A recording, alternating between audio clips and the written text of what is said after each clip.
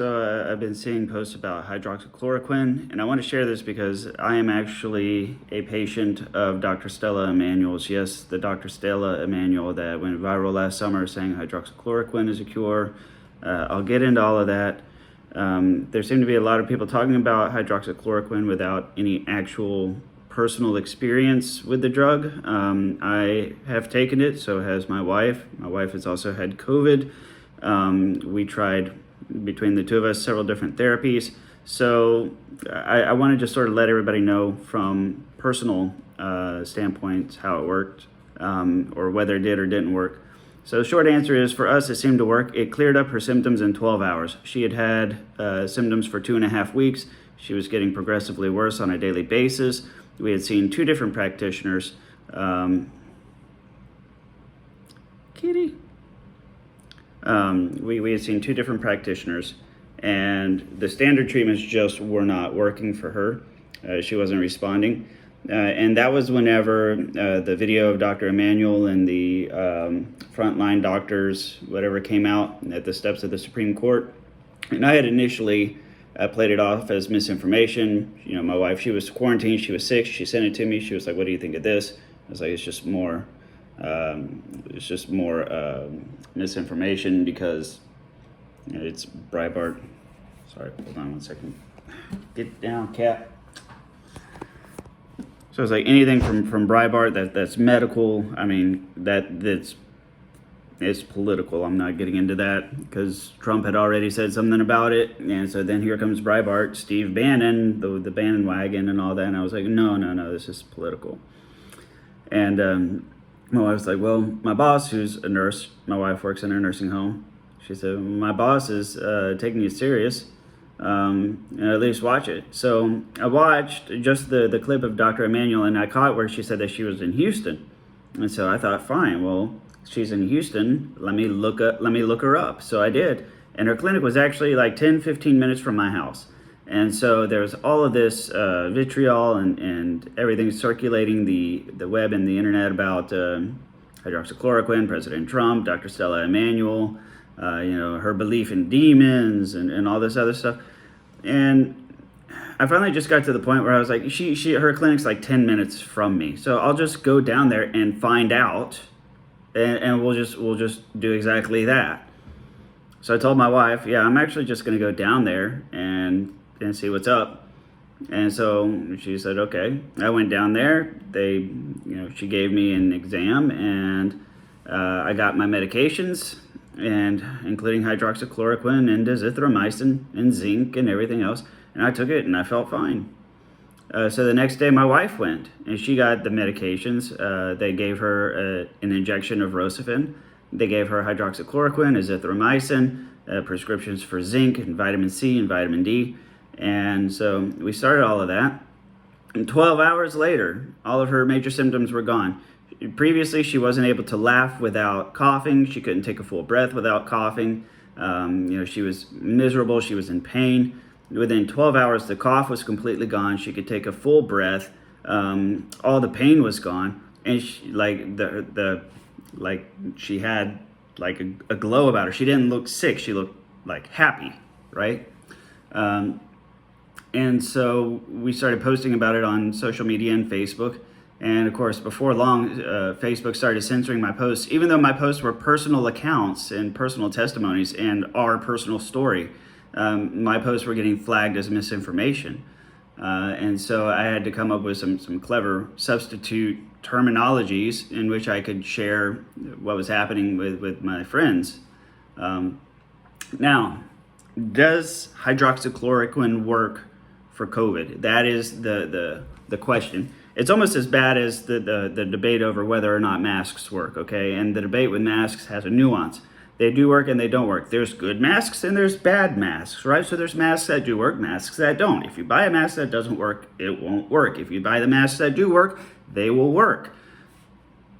People just seem to get lost on that fact, right? So with hydroxychloroquine, does it work and does it not work? It's the exact same thing. It depends on what else you give it with, right? So it's a cocktail. Think of like a latte, like a coffee, right? Is the latte coffee? Well, not exactly. There's other stuff in it. Well, is it milk? Well, no, because there's other stuff in it. Is it sugar? No, because there's something else in it. You know, is sugar coffee? No. Is sugar a latte? No. What is a latte? Is it coffee? Kind of. Yeah, it has coffee in it, but it's not just straight coffee, okay?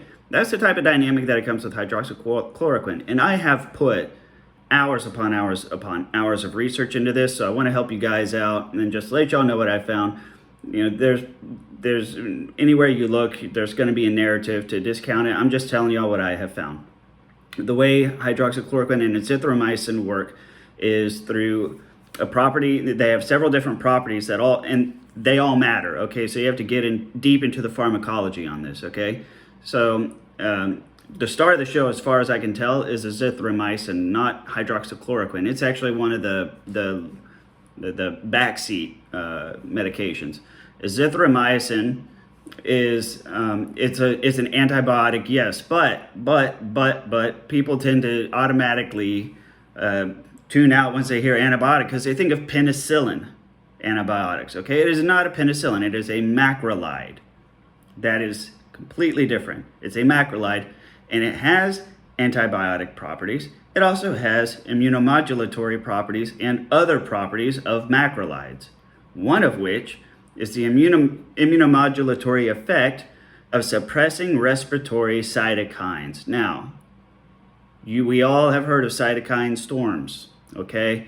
We all know that the late inflammatory stages of COVID kill you because of cytokine storming, and at that point you have autoimmune stuff going on, and your immune system starts attacking itself, right? So all of that stuff starts happening in the late stages of COVID. Well, if you take a macrolide that suppresses respiratory cytokines, that's kind of a big deal.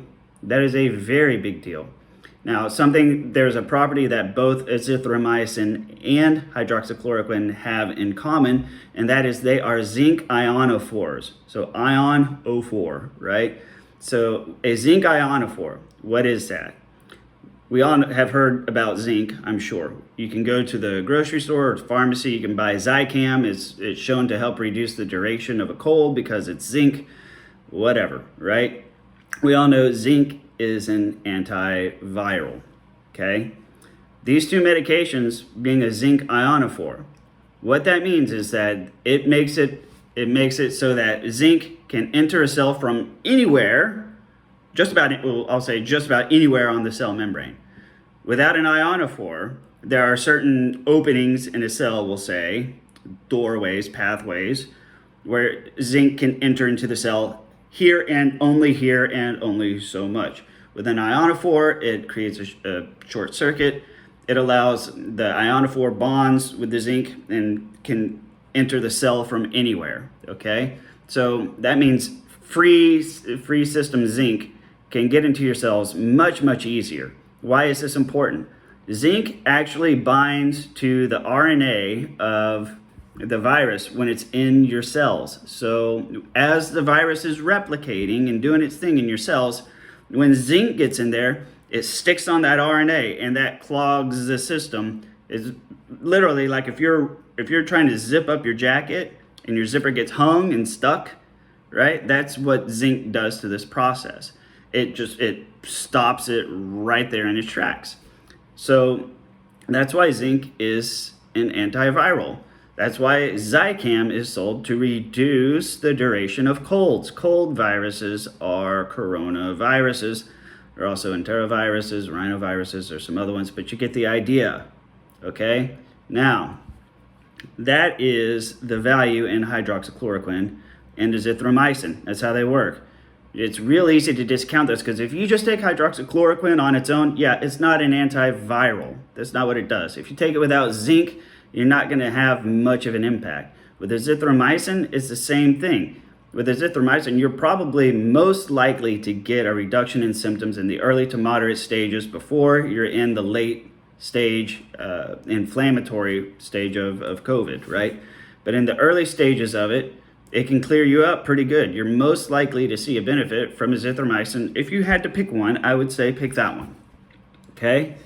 But hydroxychloroquine, The advantage of it is, number one, it is safe. I don't care who you talk to. It's been around 65, 80 years. So it's safe, okay? It's safe.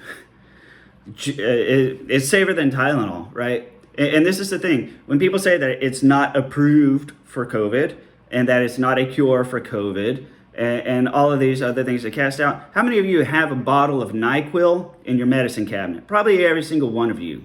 Does it cure a cold? No. Does it cure the flu? No.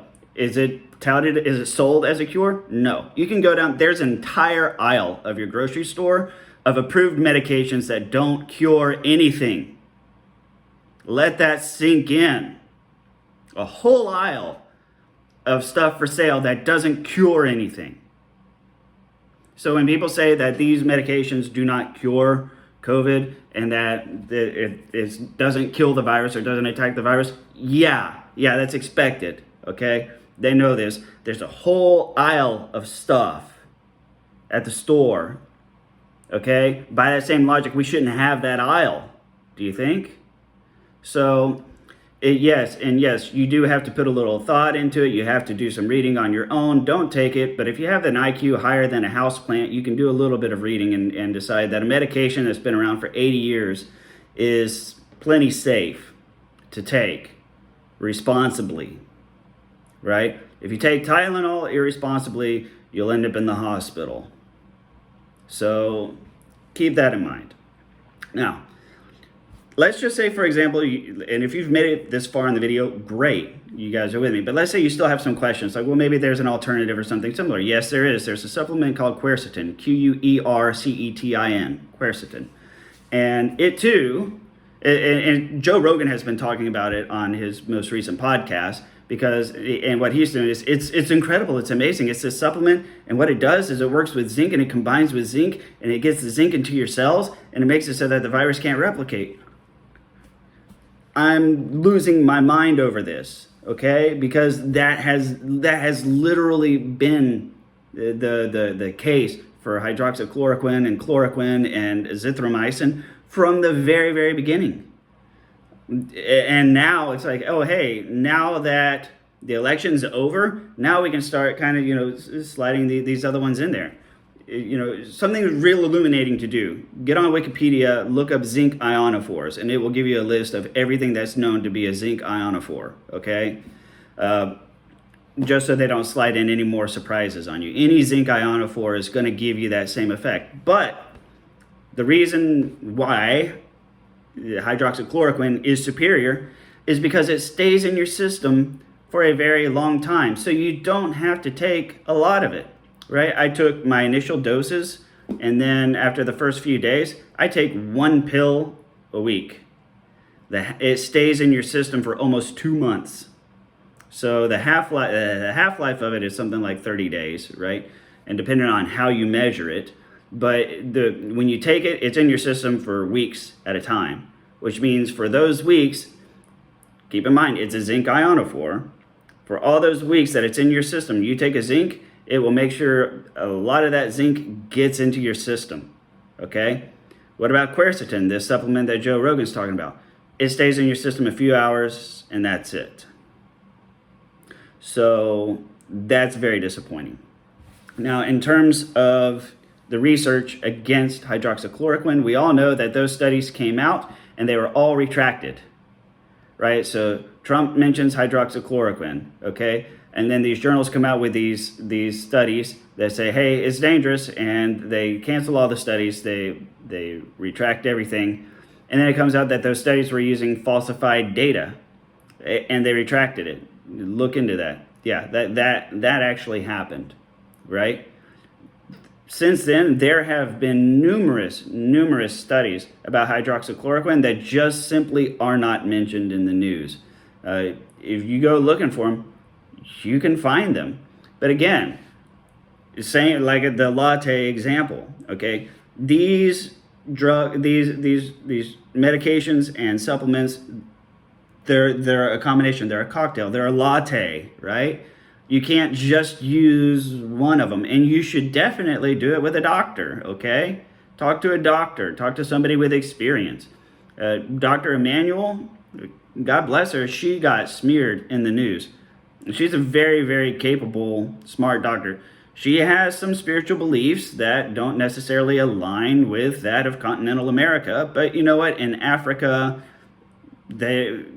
Christians in Africa, as far as I can tell, are highly spiritual, and that's not nearly out of the norm in Africa. Besides, when have we ever shamed Muslim doctors or Hindu doctors or Wiccan doctors or doctors of any other religion?